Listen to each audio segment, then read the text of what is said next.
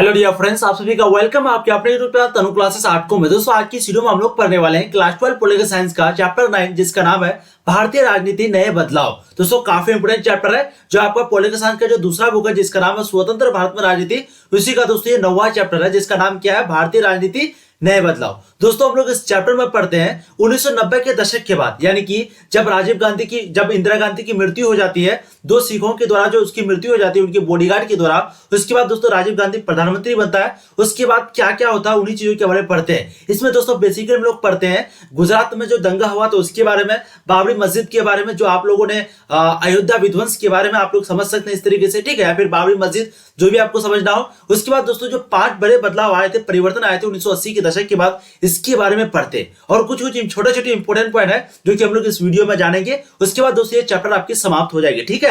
तो दोस्तों ये पॉलिटिकल साइंस का लास्ट चैप्टर है, इसके बाद इसका इंपोर्टेंट क्वेश्चन करवा देंगे। उसके बाद दोस्तों आपको पॉलिटिकल साइंस जो है वो खत्म हो जाएगी, ठीक है। तो प्लीज मेरी बातों को ध्यान से सुनिए, बहुत ही इंपोर्टेंट चैप्टर है, बस आप मेरी बातों को सुनिए, जो जो इंपोर्टेंट पॉइंट है उसको नोट कीजिए, हो गया, ठीक है। तो चैप्टर 9 का नाम क्या है, भारतीय राजनीति नए बदलाव। देखिए 1990 का दशक, इंदिरा गांधी की हत्या के बाद राजीव गांधी जो है प्रधानमंत्री बने, ठीक है। कुछ दिनों बाद ही 1984 में लोकसभा चुनाव हुए जिसमें राजीव गांधी के नेतृत्व में कांग्रेस को इस चुनाव में भारी विजय प्राप्त हुई। तो ये चीजें यहां तक आपको समझ में आ गई, ठीक। अब देखिए 1980 के दशक के अंत के सालों में 5 बड़े परिवर्तन आए थे। 1980 के दशक के अंत के सालों में जो है टोटल 5 बड़े परिवर्तन आए थे जो कि निम्नलिखित है। अब क्या क्या परिवर्तन इसको समझते हैं। सबसे पहला परिवर्तन है दोस्तों कांग्रेस प्रणाली की समाप्ति। कांग्रेस प्रणाली के बारे में मैंने आपको कई बार बताया है। कांग्रेस प्रणाली का मतलब हुआ कि पहले दोस्तों जो पार्टी थी उसमें क्या था, जब इंदिरा गांधी से जो पहले पार्टी थी, क्योंकि आपको मालूम होना चाहिए कांग्रेस जो है वो टोटल 2 चीज में, कांग्रेस 1967 में दोस्तों बढ़ गया, ठीक है, 1969 में कांग्रेस जो है बढ़ गया क्योंकि दोस्तों राष्ट्रपति का चुनाव होना था। और राष्ट्रपति का जो चुनाव हुआ वो थोड़ा सा प्रधानमंत्री के, मतलब कि प्रधानमंत्री जो है ज्यादा बड़ा होता है, लेकिन प्रधानमंत्री का जो है मनमर्जी नहीं चला। इसलिए दोस्तों 1969 में कांग्रेस पार्टी है दोस्तों वो 2 चीजों में डिवाइड हो गई। एक था आपका कांग्रेस ओ, एक था दोस्तों कांग्रेस आर, ठीक है। तो कांग्रेस आर दोस्तों इंदिरा गांधी का था और कांग्रेस ओ जो है वो सिंडिकेट का था। अब यहाँ पर क्वेश्चन यहाँ पर जो बनता है दोस्तों वह कांग्रेस प्रणाली की समाप्ति। तो दोस्तों 1969 से जो पहले था वो कांग्रेस प्रणाली था। कांग्रेस प्रणाली का मतलब पहले जो कांग्रेस पार्टी था उसमें सभी जाति को, सभी लोगों को एक साथ लेके चलने की प्रवृत्ति थी। लेकिन दोस्तों 1969 के बाद यह प्रवृत्ति धीरे धीरे समाप्त होने लगी। तो दोस्तों यही हो गया आपका कांग्रेस प्रणाली की समाप्ति। तो दोस्तों आपको समझ में आ गया कि कांग्रेस प्रणाली का मतलब क्या हो गया, यानी कि पहले जो है पार्टी में जो कांग्रेस पार्टी थी 1969 से पहले, वो जो है सभी चीजों को, यानी कि सभी लोगों को, सभी जातियों को एक समान लेके चलती थी। लेकिन ये पार्टी दोस्तों कहीं ना कहीं ये चीज खत्म होते दिख रही थी, ठीक है। तो दोस्तों सबसे पहला परिवर्तन यही हुआ था 1980 के दशक बाद कि कांग्रेस प्रणाली की जो है पूर्ण रूप से समाप्ति हो गई थी। 1989 के चुनाव में कांग्रेस की हार हुई। 1989 के चुनाव में कांग्रेस की हार हुई। कांग्रेस 1984 में 415 लोकसभा सीटें जीती थी, परंतु 1989 में केवल कांग्रेस 197 लोकसभा सीटें जीत पाई। 1991 के लोकसभा मध्यावधि चुनाव हुए तथा कांग्रेस इस बार अपना आंकड़ा जो है सुधारते हुए, ये आंकड़ा होगा, ठीक है, आंकड़ा सुधारते हुए सत्ता में आई। 1989 में ही उस परिघटना की समाप्ति हो गई थी जिसे राजनीतिक वैज्ञानिक कांग्रेस प्रणाली कहते हैं, ठीक है। राजनीतिक वैज्ञानिक क्या कहते हैं, कांग्रेस प्रणाली कहते हैं। 1989 में जो है ये पूर्ण रूप से समाप्ति हो गई थी। तो दोस्तों पहली बार जो कांग्रेस है वो कब हारी थी लोकसभा के चुनाव में, वो 1977 में, जब मोरारजी देसाई दूसरे महीने की विपक्ष में रहकर के वो प्रधानमंत्री बने थे 18 महीने के लिए, ठीक है। फिर 1981 में जो इंदिरा गांधी जीती थी, फिर इंदिरा गांधी जो है कहीं ना उसकी मृत्यु हो गई, हत्या हुई, उसके बाद राजीव गांधी बने। फिर से दोस्तों 1989 में जो कांग्रेस पार्टी हार गई। क्वेश्चन आपको पूछा जाएगा और ये भी पूछा जाएगा कि 1984 में जो है टोटल 415 लोकसभा जीती थी और 1989 में जो है 197 लोकसभा जीते थे, ठीक है। अब दूसरा परिवर्तन क्या हुआ था इसको देखते हैं, काफी इंपोर्टेंट क्वेश्चन है। दूसरा परिवर्तन ओबीसी के लिए आरक्षण। ओबीसी, ध्यान दीजिएगा, ओबीसी के लिए आरक्षण। राष्ट्रीय राजनीति में मंडल मुद्दे का उदय हुआ। 1990 में राष्ट्रीय मोर्चा की नई सरकार ने मंडल आयोग की सिफारिशों को लागू किया। इन सिफारिशों के अंतर्गत प्रावधान किया गया कि केंद्र सरकार की नौकरियों में ओबीसी को आरक्षण दिया जाएगा। सरकार के इस फैसले से देश के विभिन्न भागों में मंडल विरोधी हिंसक प्रदर्शन हुए। ओबीसी को मिले आरक्षण के समर्थक तथा विरोधियों के बीच चले विवाद को मंडल मुद्दा कहा जाता है, ठीक है। तो किसको मंडल मुद्दा कहा जाता है, जो आपका विभिन्न भागों में जो मंडल विरोधी हिंसक प्रदर्शन हुए थे, यानी कि जो ओबीसी को मिले जो आरक्षण के समर्थक है, जो आरक्षण मिला है ओबीसी को, आपको मालूम है ना, जनरल से ज्यादा ओबीसी को छूट है। अगर आपके एग्जाम में 100 नंबर आ जाएंगे और अगर वहीं पे ओबीसी के 99 या फिर 97 आ जाएंगे तो दोस्तों ओबीसी का पहले सिलेक्शन होगा। यही होता है छूट, ठीक है। तो जो ओबीसी को मिले आरक्षण है, उसके समर्थक तथा विरोधी इन दोनों के बीच जो विवाद चला था उसी को क्या बोलते हैं, मंडल मुद्दा बोला जाता है। तो आपको ये हो गया दूसरा परिवर्तन, जो कि है ओबीसी के लिए आरक्षण, ठीक है। ये जो है राष्ट्रीय राजनीति में कौन सी का उदय हुआ, मंडल मुद्दे का, जो कि मैंने आपको यहां पर बताया। 1990 में ये जो है राष्ट्रीय मोर्चा की नई सरकार ने मंडल आयोग की सिफारिशों को लागू किया था। अब देखिए तीसरा परिवर्तन, जो कि है नई आर्थिक नीति। विभिन्न सरकार ने 1990 के दशक के दौर में जो आर्थिक नीतियां अपनाई वे बुनियादी तौर पर बदल चुकी थी। देखिए क्वेश्चन को, पॉइंट को देखिए। तीसरा परिवर्तन दोस्तों क्या था कि नई आर्थिक नीति, विभिन्न सरकार ने 1990 के दशक के दौर में जो आर्थिक नीतियां अपनाई वे बुनियादी तौर पर बदल चुकी थी। इनकी शुरुआत राजीव गांधी की सरकार के समय हुई और 1991 तक यह परिवर्तन बड़े पैमाने पर प्रकट हुए। नई आर्थिक नीतियों को विभिन्न आंदोलनों और संगठनों की तरफ से भरपूर आलोचना हुई, लेकिन इस अवधि में जितनी सरकारें बनी सबने नई आर्थिक नीति पर अमल जारी रखा, ठीक है। तो ये जो है आपका तीसरा परिवर्तन था, नई आर्थिक नीति। विभिन्न सरकार ने 1990 के दशक के दौर में जो आर्थिक नीति अपनाई थी वे बुनियादी तौर पर बदल चुकी थी। तो आपका तीसरा परिवर्तन। अब चौथा परिवर्तन क्या हुआ, देखिए बाबरी मस्जिद विध्वंस। हम लोग इसके बारे में एक एक करके पढ़ेंगे।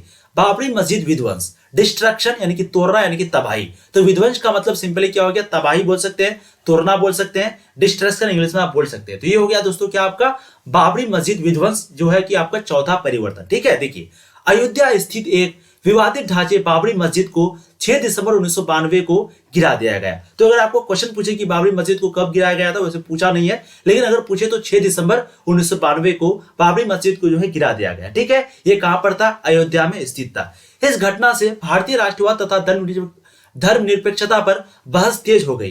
यानी कि सभी धर्मों को अपने अपने मतलब कि धर्म का अधिकार है, कोई भी किसी भी धर्म को मान सकता है, कोई भी कुछ भी कर सकता है अपने धर्म के लिए, ठीक है। तो दोस्तों इस घटना कुछ भी कर सकता है, मतलब ये नहीं कि उधर उधर, मतलब वो जो है कोई भी धर्म को मान सकता है भारत में, ये है आपका धर्मनिरपेक्ष, ठीक है। तो इस घटना से भारतीय राष्ट्रवाद तथा धर्म निरपेक्षता जो था उस पर क्या हो गया, बहस जो है वो तेज हो गया। इससे राजनीति में बड़ा परिवर्तन आया।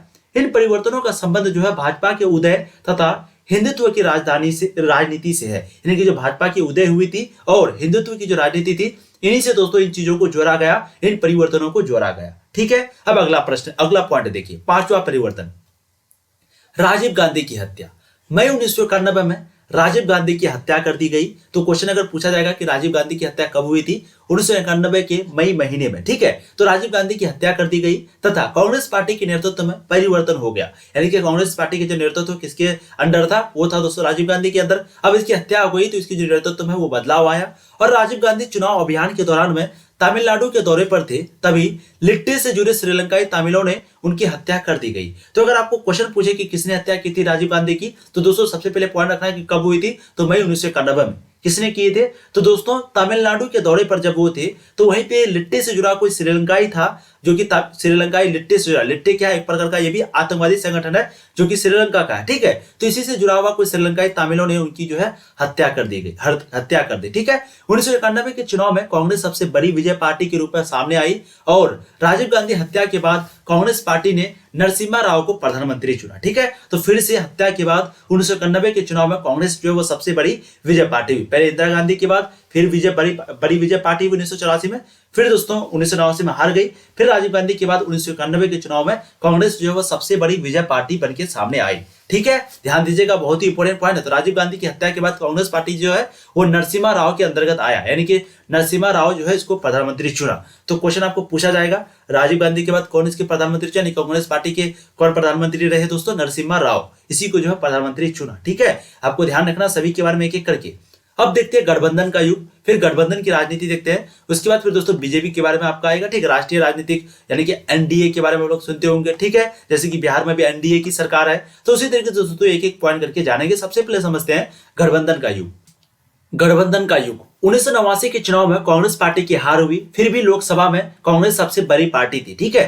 तो 1989 के चुनाव में जब कांग्रेस पार्टी की हार हुई थी, फिर भी लोकसभा में जो है कांग्रेस जो है वो सबसे बड़ी पार्टी थी। कहां पर, लोकसभा में। बहुमत न होने के कारण कांग्रेस विपक्ष में बैठने का फैसला किया। राष्ट्रीय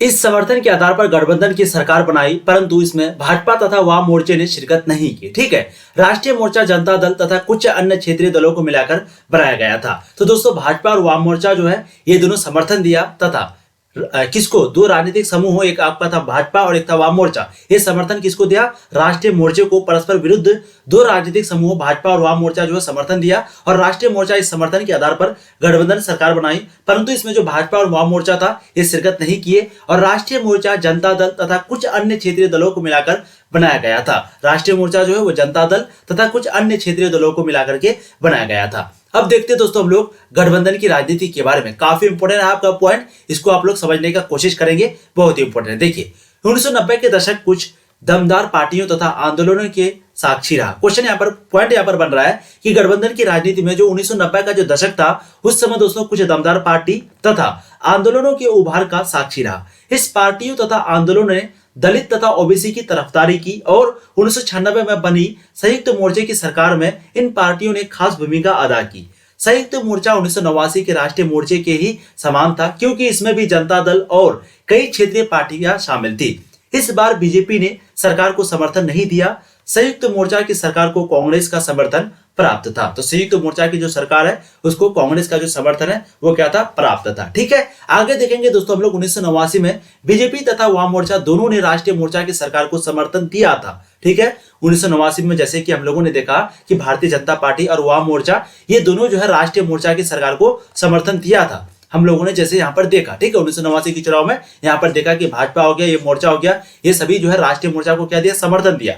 लेकिन दोस्तों अगर आप लोग देखेंगे 1989 के बाद, ठीक है, क्योंकि यह दोनों जो है बीजेपी तथा वाम मोर्चा कांग्रेस को सत्ता से बाहर रखना चाहते थे, इसलिए उन्होंने किसका समर्थन दिया, राष्ट्रीय मोर्चा को समर्थन दिया। लेकिन एक ऐसा मोड़ आया कि अब इस बार वाम मोर्चा ने गैर कांग्रेसी सरकार को अपना समर्थन देना जारी रखा, लेकिन संयुक्त मोर्चा की सरकार को कांग्रेस पार्टी ने भी समर्थन दिया। ठीक है, वास्तव में कांग्रेस और वाम मोर्चा दोनों इस बार भाजपा को सत्ता से बाहर रखना चाहते थे। तो एक कांग्रेस हो गया, एक वाम मोर्चा हो गया, ये दोनों जो है भाजपा को सत्ता से बाहर रखना चाहते थे। ठीक है, ये पॉइंट वहां पर होती थी। अब अगला पॉइंट देखेंगे, 1996 के चुनाव में बीजेपी सबसे बड़ी पार्टी बनकर उभरी थी। ठीक है, इस नाते भाजपा को सरकार बनाने का न्योता मिला, लेकिन अधिकांश जो दल है वो भाजपा की नीतियों के खिलाफ थे और इस वजह से भाजपा लोकसभा में बहुमत हासिल नहीं कर पाया। ठीक है, अब देखते हैं दोस्तों राजनीति, राष्ट्रीय जनतांत्रिक गठबंधन यानी कि एनडीए। देखिए भाजपा एनडीए के नेतृत्व के रूप में सत्ता में आई और 1998 के मई से 1999 के जून तक सत्ता में रही। इस पॉइंट को, इस ऑब्जेक्टिव को आपको ध्यान रखना, पूछा जाता है। पॉइंट यहाँ पर क्या बनता है कि भाजपा जो है वो एनडीए के नेतृत्व में पहली बार सत्ता में आई थी और 1998 के मई से 1999 के जून तक, यानी कि मई जून टोटल लगभग 1 साल 1 महीना। ठीक है, तो 1998 के मई से लेकर के 1999 के जून तक सत्ता में रही। फिर 1999 के अक्टूबर से लेकर के, यानी कि आपका जून तक तो रहा, फिर जुलाई, अगस्त, सितंबर 3 महीना नहीं रहा। फिर दोस्तों 3 महीने के बाद यानी कि अक्टूबर में शुरू रहा, यानी कि 1999 के अक्टूबर में एनडीए ने दोबारा सत्ता प्राप्त की और एनडीए की इन दोनों सरकारों में अटल बिहारी वाजपेयी प्रधानमंत्री बने और दोनों बार जो प्रधानमंत्री वो कौन बने थे, अटल बिहारी वाजपेयी। ठीक है, 1999 की एनडीए सरकार ने अपना निर्धारित कार्यकाल पूरा किया और 1999 की जो एनडीए सरकार थी वो जो अपना निर्धारित कार्यकाल है उसको पूरा किया। तो चीजें आपको समझ में आ गई कि 1998 के मई से लेकर के 1999 के जून तक पहली बार और 1999 से लेकर अक्टूबर से लेकर के दूसरी बार जो है, ठीक है, वो सत्ता में रही। कौन, अटल बिहारी वाजपेयी, यानी कि एनडीए की सरकार। 1999 में एनडीए सरकार ने अपना निर्धारित कार्यकाल पूरा किया। अब देखिए अगला पॉइंट, 1989 के चुनाव से भारत में गठबंधन की राजनीति के एक लंबे दौर की शुरुआत हुई। इसके बाद से केंद्र 11 सरकारें बनी थी। आपको पता है 1989 के बाद टोटल 11 प्रधानमंत्री या फिर बोल सकते हैं कि 11 सरकारें बनी थी और दोस्तों ये सभी जो सरकारें होती थी वो या तो गठबंधन से बनती थी या फिर किसी दूसरे दलों का समर्थन से। ठीक है, ये जो होती थी किसी गठबंधन की सरकारें नहीं थी, या तो मतलब कि ये सभी जो है सरकारें या तो गठबंधन की सरकारें थी अथवा दूसरे दलों के समर्थन पर टिकी अल्पमत की सरकारें थी। कांग्रेस प्रणाली की मैंने शुरू में ही मैंने आपको बताया कि पहले के जमाने में, यानी कि जब कांग्रेस प्रणाली 1969 से पहले, कब, वैसे 1969 के बाद कुछ था, लेकिन मतलब कांग्रेस प्रणाली में थोड़ा बहुत था, लेकिन 1984 के बाद तो बिल्कुल खत्म हो गया, या फिर कहे तो 90 के बाद। लेकिन दोस्तों 1969 से पहले था कि सभी लोगों को एक साथ मिल करके, जुल करके सभी जातियों को लेकर चलना चाहिए, जो कि नहीं रहा। तो कांग्रेस प्रणाली शुरुआत सालों में कांग्रेस जो है खुद में से एक गठबंधन हाँ जी हाँ, गठबंधन नुमा, यानी कि आपको बताए थे हम कि कोई अगर विपक्ष पार्टी में होता था और कोई अगर बोलने वाला होता था विपक्ष पार्टी में, तो उसको अपने पार्टी में ये जो है शामिल कर लेते थे।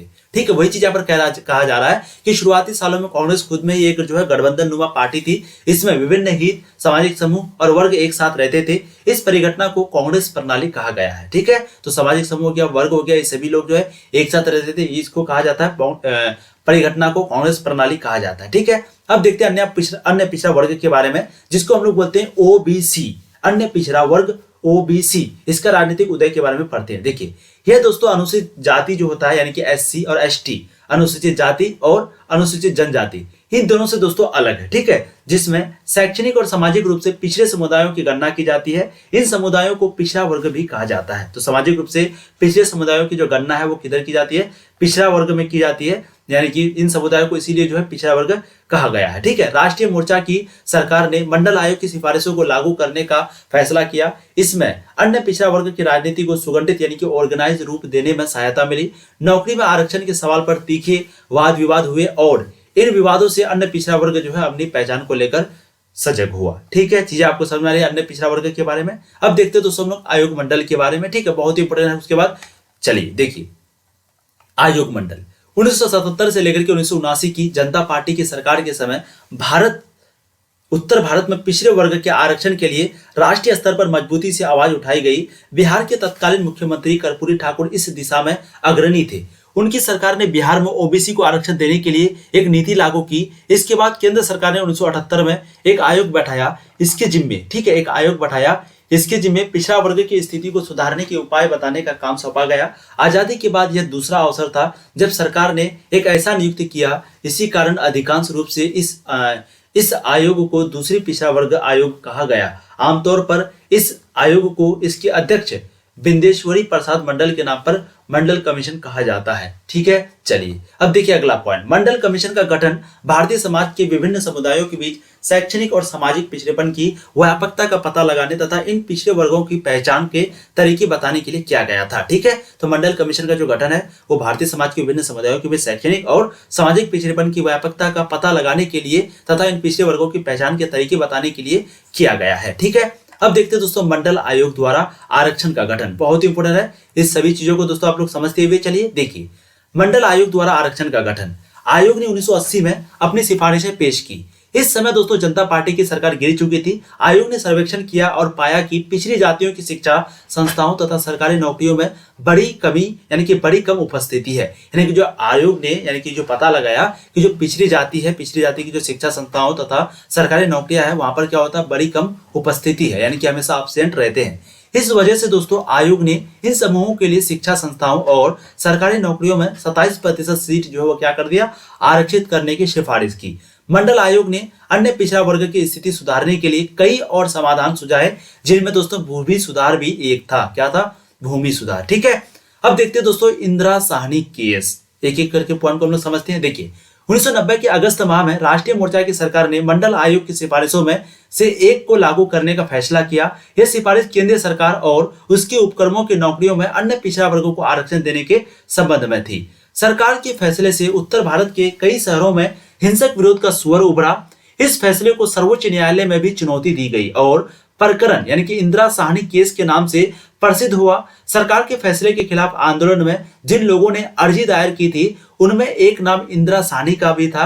1992 के नवंबर में सर्वोच्च न्यायालय यानी कि सुप्रीम कोर्ट ने सरकार के फैसले को सही ठहराते हुए अपना फैसला सुनाया। ठीक है, इंदिरा साहनी केस नाम से प्रसिद्ध था। तो क्वेश्चन अगर पूछेगा, इस फैसले को सर्वोच्च न्यायालय में भी चुनौती दी गई और प्रकरण इंदिरा साहनी केस जो है इस नाम से फेमस हुआ यानी कि प्रसिद्ध हुआ। ठीक है, अब देखते हैं अगला पॉइंट। देखिए बीपी मंडल 1918 से लेकर 1982, देखिए 1967, 1977, 1979 में बिहार से सांसद चुने गए। दूसरा पिछड़ा वर्ग आयोग की अध्यक्षता की। इस आयोग ने अन्य पिछड़ा वर्ग को आरक्षण देने की सिफारिश की। बिहार के समाजवादी नेता 1968 में 1.5 माह तक बिहार के मुख्यमंत्री पद पर रहे। 1977 में जनता पार्टी में शामिल हुए। ठीक है, तो बीपी मंडल के बारे में लोग देख रहे थे। बीपी मंडल के बारे में बिहार में सांसद चुनाव हुए थे। दूसरा, पिछड़ा वर्ग आयोग की अध्यक्षता की। इस आयोग ने अन्य पिछड़ा वर्गों को आरक्षण देने की सिफारिश की। बिहार के समाजवादी नेता 1968 में 1.5 माह तक बिहार के मुख्यमंत्री पद पर रहे। 1967 में जनता पार्टी में शामिल हुए। ठीक है, अब देखते हैं दोस्तों राजनीतिक परिणाम के बारे में, उसके बाद फिर सांप्रदायिकता, धर्मनिरपेक्षता और लोकतंत्र के बारे में देखेंगे। देखिए, सबसे पहले देखते हैं राजनीतिक परिणाम के बारे में। 1978 में बामसेफ, जिसको हम लोग बोलते हैं BAMCEF, यानी कि बैकवर्ड एडी माइनॉरिटी कम्युनिटीज। ठीक है, तो दोस्तों राजनीतिक परिणाम यानी कि 1978 में BAMCEF BAMCEF backward and minority communities. देखिए, एम्प्लॉयज फेडरेशन, उसका आपका फुल फॉर्म हुआ, ध्यान रखिएगा। इसका जो गठन हुआ था वो 1978 में हुआ था। कब हुआ था? 1978 में बामसेफ में। ठीक है, ध्यान रखिएगा। इस संगठन ने बहुजन यानी कि अनुसूचित जनजाति, अनुसूचित जाति, अन्य पिछड़ा वर्ग तथा अल्पसंख्यकों की राजनीतिक सत्ता की जबरदस्त तैयारी मतलब कि जबरदस्त तरफदारी की। बहुजन समाज पार्टी की अगुवाई काशीराम ने की। बसपा बहुजन समाज पार्टी शुरुआत में, जी हाँ, शुरुआत में एक छोटी पार्टी थी और इसे पंजाब, हरियाणा तथा उत्तर प्रदेश के दलित मतदाताओं का समर्थन, मतलब कि मतदाताओं का जो समर्थन हासिल था। परंतु 1989 और 1991 के चुनाव में भाजपा को उत्तर प्रदेश में सफलता मिली। इस पार्टी का सबसे ज्यादा समर्थन दलित मतदाता करते हैं। ठीक है, अब देखिए अगला प्रश्न, सांप्रदायिकता, धर्मनिरपेक्षता और आंदोलन। इन दोनों चीजों को दोस्तों अच्छे से समझिए, इन दोनों चीजों को जो है पॉइंट टू पॉइंट समझिए। देखिए, सांप्रदायिकता और धर्मनिरपेक्षता और लोकतंत्र, तो बहुत इंपॉर्टेंट पॉइंट है आपका सांप्रदायिकता, धर्मनिरपेक्षता और लोकतंत्र। देखिए, सबसे पहले भाजपा के बारे में देखते हैं। ठीक है, देखिए, जनता पार्टी के पतन और बिखराव के बाद, जनता पार्टी के पतन और बिखराव के बाद यह क्वेश्चन आपको पूछे जाते हैं, इसलिए सभी क्वेश्चन को ध्यान रखना है। ठीक है, तो जनता पार्टी के पतन और बिखराव के बाद भूतपूर्व जनसंघ के समर्थकों ने 6 अप्रैल 1980 में भाजपा पार्टी की स्थापना की। तो अगर आपको क्वेश्चन पूछे कि किसने, तो आपको आंसर लगाना भारतीय जनसंघ ने। बहुत लोग क्या करते हैं, जनता दल लगा देते हैं, जनता पार्टी लगा देते हैं। ठीक है, ये चीज आपको नहीं करनी है। तो दोस्तों भारतीय जनता पार्टी की जो स्थापना है वो कब हुई थी? 6 अप्रैल 1980 में इसकी जो है स्थापना हुई थी। और ये जो है बीजेपी जनसंघ की अपेक्षा कहीं ज्यादा बड़ा राजनीतिक मंच अपनाया था। ठीक है, इसने गांधीवाद, समाजवाद को अपनी विचारधारा के रूप में स्वीकार किया। 1980 और 84 के चुनाव में बीजेपी को कोई खास सफलता नहीं मिली। 1986 के बाद बीजेपी ने अपनी विचारधारा में हिंदू राष्ट्रवाद के तत्वों पर जोर देना शुरू किया और बीजेपी ने हिंदुत्व की राजनीति का रास्ता चुना और हिंदुओं को लामबंद करने की नीति अपनाई। लामबंद का मतलब कोई चीज के लिए पहले से तैयार रहना। ठीक है, तो यहाँ पर वही कह रहा है कि पहले जो है वो गांधीवादी समाजवाद को अपनाया था। ठीक है, लेकिन उसको कोई भी यानी कि कहीं पे भी जीत नहीं मिली। और 1980 यानी कि 1986 के बाद बीजेपी ने अपनी विचारधारा में हिंदू राष्ट्रवाद का तत्व को जोड़ दिया और बीजेपी ने हिंदुत्व की राजनीति का रास्ता चुना और हिंदुत्व को लामबंद करने की नीति अपनाई। ठीक है, अब आगे देखेंगे वीडी सावरकर यानी कि विनायक दामोदर सावरकर। देखिए, हिंदुत्व को DV सावरकर ने गढ़ा था तथा इसको परिभाषित करते हुए उन्होंने इसे भारतीय राष्ट्रीय की अर्थात हिंदू राष्ट्र की बुनियाद बताया। ठीक है, वीडी सावरकर जो है, जो कि विनायक दामोदर सावरकर, उसका फुल फॉर्म क्या है? विनायक दामोदर सावरकर। उसका कहना क्या था कि हिंदुत्व को वीडी सावरकर ने गढ़ा तथा इसको परिभाषित करते हुए कहा कि उन्होंने इसे भारतीय राष्ट्र की अर्थात हिंदू राष्ट्र की बुनियाद बताया। और वह यह जानते हैं कि भारत के संदर्भ में राष्ट्रीयता की बुनियाद केवल हिंदू संस्कृति ही हो सकती है। वो बात ये कहते थे। कौन? वीडी सावरकर। ठीक है, अब अगला अगला पॉइंट देखेंगे शाहबानो के बारे में। शाहबानो मामला, देखिए, यह मामला दोस्तों 1985 की है। यह मामला एक 62 वर्षीय, पॉइंट को ध्यान से आप लोग देखेंगे। ठीक है, देखिए, बिल्कुल, जो भी वीडियो को अभी तक लाइक नहीं किए प्लीज कर देंगे। बहुत मेहनत लगती है दोस्तों एक वीडियो बनाने में। चैनल को सब्सक्राइब कर देंगे। आज आपका ये लास्ट वीडियो पॉलिटिकल साइंस का, मतलब कि चैप्टर 9 है आपका, तो प्लीज आप लोग जरूर देखेंगे। ठीक है, देखिए, यह मामला दोस्तों 62 वर्षीय तलाकशुदा मुस्लिम महिला शहबानो की थी। ठीक है, यह मामला जो कि 1985 की है और यह मामला 62 वर्षीय थी, जिसका नाम क्या था? तलाकशुदा मुस्लिम, जिसका नाम था शहबानो। उसी की यह घटना थी। उसने अपना भूतपूर्व पति से गुजारा भत्ता हासिल करने के लिए अदालत में अर्जी दायर की थी। सर्वोच्च न्यायालय यानी कि सुप्रीम कोर्ट ने शाहबानो के पक्ष में फैसला सुनाया तथा मुसलमानों ने अदालत के इस फैसले को अपने पर्सनल लॉ में हस्तक्षेप समझा, यानी कि किसी धर्म में हस्तक्षेप समझा, यानी कि पर्सनल जो लॉ है सब धर्म का अलग अलग जो है उस चीज को एक प्रकार का हस्तक्षेप समझा। ठीक है, कुछ मुस्लिम नेताओं की मांग पर सरकार ने मुस्लिम अधिनियम 1986 तलाक से जुड़े अधिकार पास किया। इस अधिनियम के द्वारा सर्वोच्च न्यायालय के फैसले को निरस्त कर दिया गया। सरकार के इस फैसले को महिला संगठनों, मुस्लिम महिलाओं की जमात तथा अधिकांश बुद्धिजीवियों ने विरोध किया। चीजें आपको समझ में आ रही है। अब अगला देखेंगे दोस्तों अयोध्या विवाद, जो कि काफी इंपॉर्टेंट है, इसको हम लोग समझते हैं एक एक करके, उसके बाद जो है आपका चैप्टर समाप्त हो जाएगा। देखिए अयोध्या विवाद, फैजाबाद जिला न्यायालय द्वारा फरवरी 1986 में सुनाए गए फैसले में कहा गया कि बाबरी मस्जिद का ताला जो है खोल दिया जाए ताकि हिंदू यहां पूजा पाठ कर सके। ठीक है, फैजाबाद जिला न्यायालय जो था उसके द्वारा फरवरी 1986 में यह चीज सुनाया गया और कहा गया कि बाबरी मस्जिद का जो ताला है वो खोल दिया जाए ताकि हिंदू जो है वहां जाकर के पूजा पाठ कर सके। बाबरी मस्जिद का निर्माण अयोध्या में मीर बाकी ने करवाया था। अयोध्या में किसने करवाया था बाबरी मस्जिद का निर्माण? अगर क्वेश्चन पूछेगा कि बाबरी मस्जिद का निर्माण किसने करवाया, तो मीर बाकी ने करवाया था। ठीक है, यह मस्जिद जो है 16वीं सदी में बनी थी। कब बनी थी? 16वीं सदी में बनी थी। किसने बनाया था? मीर बाकी ने बनवाया था। ठीक है, मीर बाकी मुगल शासक बाबर का सिपह सालार था। 1940 के दशक के आखिरी में मस्जिद में ताला लगा दिया गया क्योंकि मामला जो है वो अदालत के हवाले था। ठीक है, तो यहाँ पर अगर देखेंगे तो 1940 के दशक के आखिरी में मस्जिद में ताला लगा दिया गया क्योंकि मामला जो है वो अदालत के हवाले था। अब देखेंगे अगला पॉइंट, बाबरी का विध्वंस तथा उसके बाद, बाबरी का विध्वंस और उसके बाद क्या क्या हुआ। देखिए, जो संगठन राम मंदिर के निर्माण का समर्थन कर रहे थे उन्होंने 1992 के दिसंबर में एक कार सेवा का आयोजन किया। इसके अंतर्गत राम भक्तों से आह्वान किया गया कि वे राम मंदिर निर्माण में श्रमदान करे। पूरे देश में माहौल तनावपूर्ण हो गया। सर्वोच्च न्यायालय ने राज्य सरकार को आदेश दिया कि वह विवाहित स्थल की सुरक्षा का इंतजाम करे। अंततः 6 दिसंबर 1992 को देश के विभिन्न भागों से लोग आज उठे और बाबरी मस्जिद को गिरा दिया गया तथा पूरे देश में कई भागों में हिंदू तथा मुसलमानों के बीच झड़प हुई। 1993 के जनवरी में एक बार फिर मुंबई में हिंसा भड़की तथा अगले 2 हफ्तों तक जारी रही। ठीक है, तो चीजें आपको यहाँ पर ध्यान रखनी है। सबसे पहले 1992 के दिसंबर में एक कार सेवा का आयोजन किया गया था। इसके अंतर्गत राम भक्तों का आह्वान किया गया था। ठीक है, फिर 6 दिसंबर 1992 को देश के विभिन्न भागों से लोग जो है आज उठे और बाबरी मस्जिद को गिरा दिया तथा पूरे देश में कई भागों में हिंदू तथा मुसलमानों के बीच झड़प हुई, यानी कि एक प्रकार का संघर्ष हुई। अब देखते हैं बाबरी मस्जिद विध्वंस के बाद क्या क्या बदलाव हुआ। ठीक है, उसके बाद जो दोस्तों आपके चैप्टर जो है वो समाप्त हो जाएंगे। देखिए, बाबरी मस्जिद विध्वंस के बाद बदलाव। उत्तर प्रदेश में सत्तासीन भाजपा की राज्य सरकार को केंद्र ने बर्खास्त कर दिया। यहाँ वहां पर जो राज्य सरकार थी भाजपा की, उसको केंद्र जो है क्या किया? बर्खास्त कर दिया। ठीक है, इसके बाद दूसरे राज्यों में भी जहां भाजपा की सरकार थी, राष्ट्रपति शासन लागू कर दिया गया। जो दूसरे जो राज्य थे वहां पर भी क्या कर दिया गया? राष्ट्रपति शासन को लागू कर दिया गया, क्योंकि उत्तर प्रदेश के मुख्यमंत्री ने इस बात का हल्फनामा दिया था कि विवादित ढांचे की रक्षा की जाएगी, परंतु उन्होंने रक्षा नहीं किया। इसलिए सर्वोच्च न्यायालय यानी कि सुप्रीम कोर्ट के द्वारा उनके खिलाफ अदालत की अवमानना का मुकदमा दायर हुआ। केंद्र सरकार ने एक जांच आयोग की नियुक्ति की और उसे उन स्थितियों की जांच करने के लिए कहा जिनकी परिणति मस्जिद के विध्वंस के रूप में हुई थी। ठीक है, चीजें आपको समझ में आ रही है। अब आगे देखिए, बाबरी विध्वंस के बाद कुछ वैसे ही सवाल आ खड़े हुए जैसे देश के बंटवारे के तुरंत बाद उभरे थे।